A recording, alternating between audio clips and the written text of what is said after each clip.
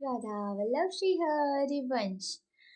तो अगर कोई किसी को किसी बात से कोई फर्क ही नहीं पड़ रहा है तो एक टाइम पे उसको बहुत फर्क पड़ा होगा। अगर किसी ने बातों पे रिएक्ट करना एकदम छोड़ दिया है तो कभी उस चीज़ से उसको बहुत प्रॉब्लम हुई होगी। हो सकता है कि उन सारी चीज़ों से जिनसे अब उसको फ़र्क नहीं पड़ रहा, उनसे इतना फ़र्क पड़ा हो कि अब उन बातों से फ़र्क पड़ना ही बंद हो गया है ना।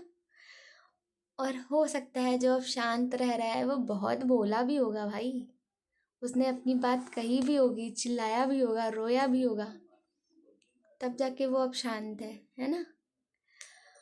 और रही बात की सबसे एकदम ऐसे नाते रिश्ते ख़त्म कर ले रहा है, तो उसने कभी नाते रिश्ते बनाने की भी तो कोशिश की होगी, है ना। सब चीज़ें जोड़ के रखने की भी तो कोशिश की होगी, सबके साथ अच्छा करने की भी तो कोशिश की होगी, है कि नहीं। तो अगर कोई एकांत चाह रहा है तो उसने सबके साथ रहकर भी देखा होगा, और सबके साथ रहने के बाद उसको क्या मिलता है वो तो बताए। अब बस एकांत, बस एकांत, हम हमारी प्रियाजू और कोई नहीं, हम और हमारी प्यारी जू और कोई नहीं, है ना प्यारी जू। और वैसे भी हम खुश हैं, अब सच में हम खुश हैं। उस झूठे संसार में रह के हम खुश रह ही नहीं सकते थे, तो अब यहाँ आए तो यहाँ तो हम खुश हैं।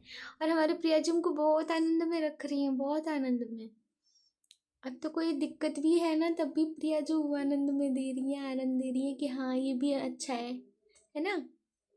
इसलिए क्या ही बोले हम, राधा वल्लभ श्री हरिवंश।